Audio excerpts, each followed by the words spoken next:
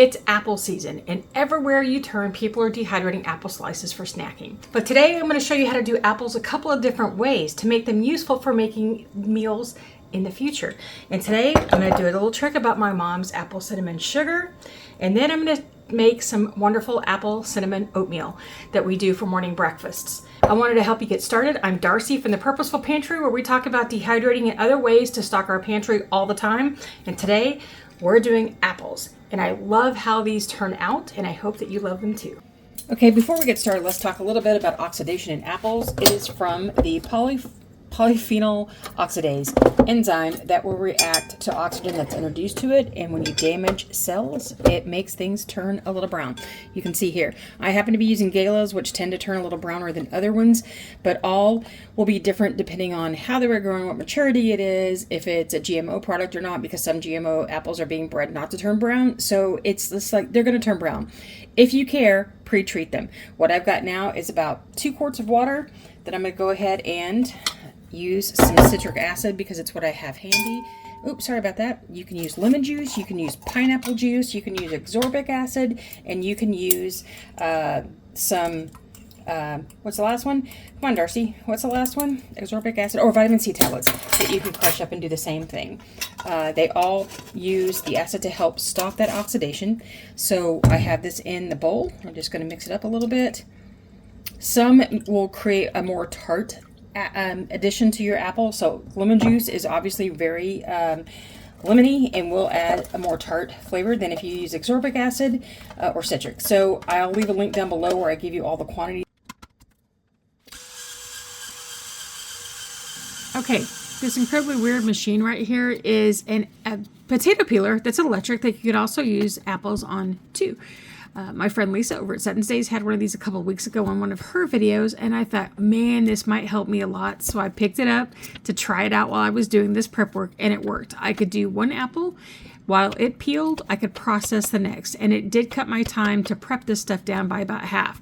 So what you see I'm doing is I am peeling, chopping, coring, and then prepping this either for cubes for baking with, or I'm doing shreds, which is in that which is in the vegetable chopper. And then I will put both of them into the acidified water to help them not brown. Okay, from 10 pounds of apples, we have shreds that are going to go into oatmeal and other things that I might want to put in there, maybe even into chicken salads and things. Then I have segments that are actually, instead of doing segments like for an apple pie, we like apple crumble better, so I did them in bite-sized pieces, and yes, I could clean a few of them up more, but I don't care. And then I have the peels. Yes, you can dry your peels. This is what a lot of people might make apple powder out of. Although I do it with all of the apple, this is a good way to use your peels if that's what you want to do.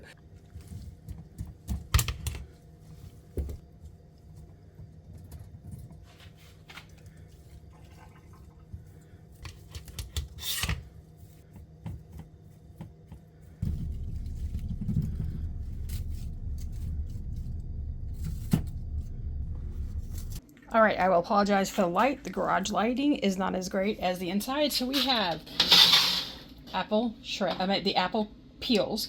We have the apple chunks for doing crumbles. And then we have our shreds. We will set our temperature for fruit at 135F, 57C. And time is going to be I set it all the way out because it doesn't matter. And let's get started. All right, here we go. So you can see up close. Shreds.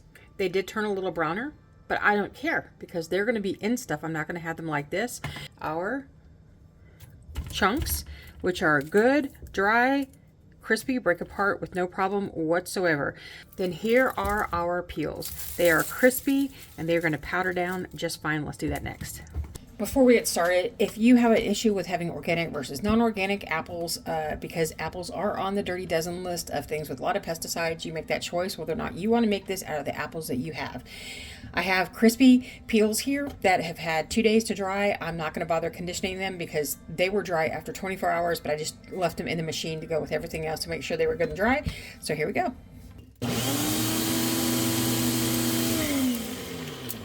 All right, so we're just going to go ahead and pour this into a jar.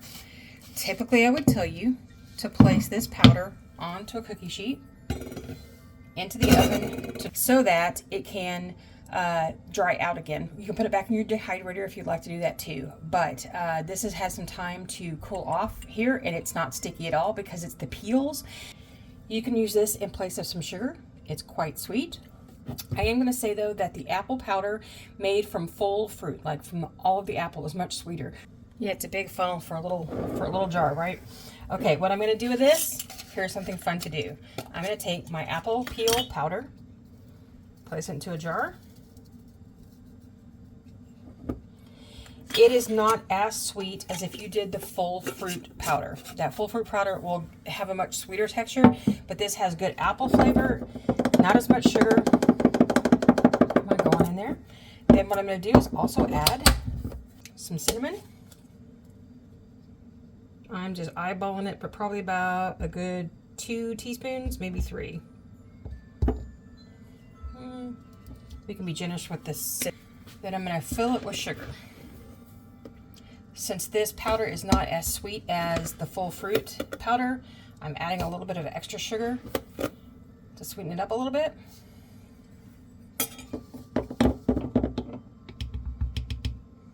There we go.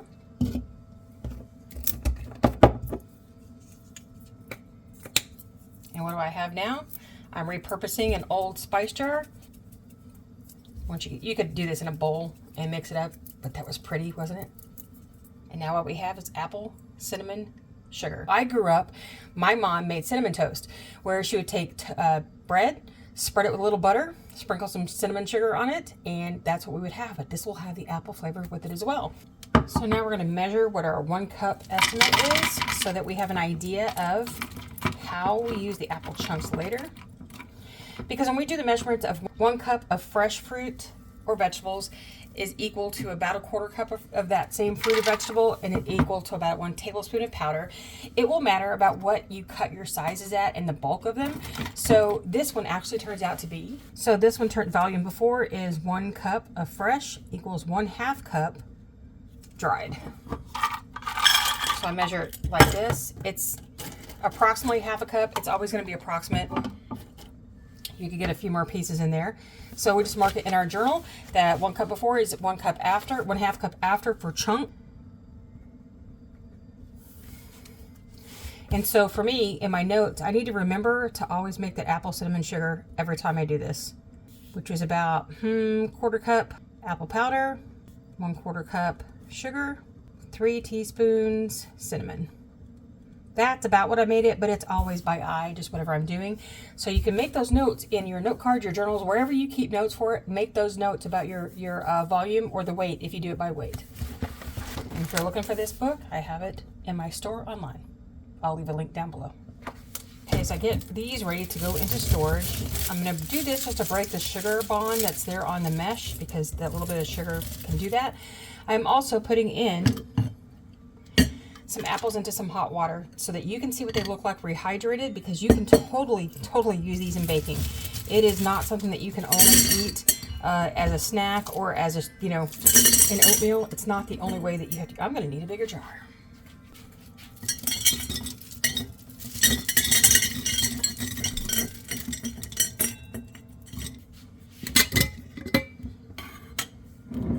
Okay, conditioning is when you put food into a jar and you test for its dryness. And you're going to do this every day. Turn it over like this every day for a week, okay?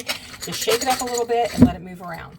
If you flip it over and you notice some of these chunks are sticking to the top of your jar and a quick little shake like this doesn't pull them off, and you do it again and they still stick, you need to put this back in the dehydrator and let it run some more, because they're not quite dry.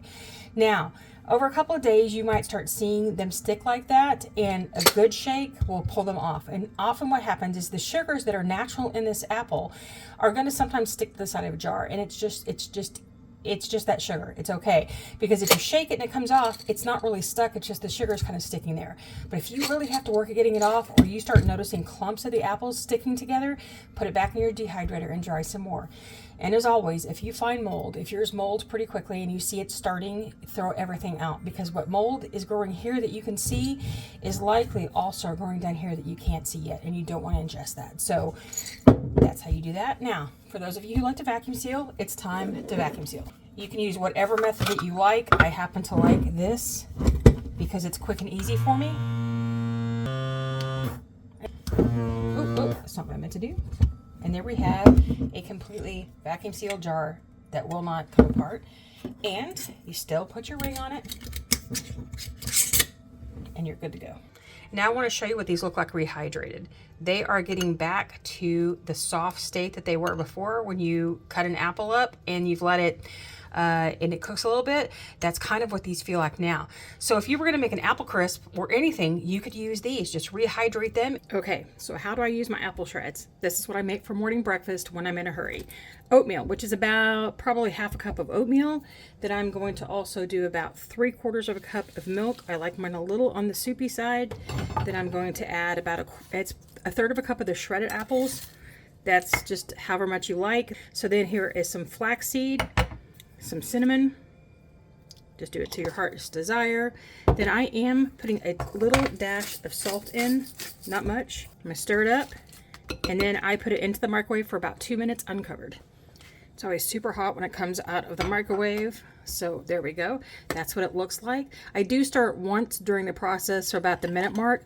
This will thicken up pretty quickly, so it's not, even if it's a little soupy for you when you first comes out, it will thicken up as it cools off.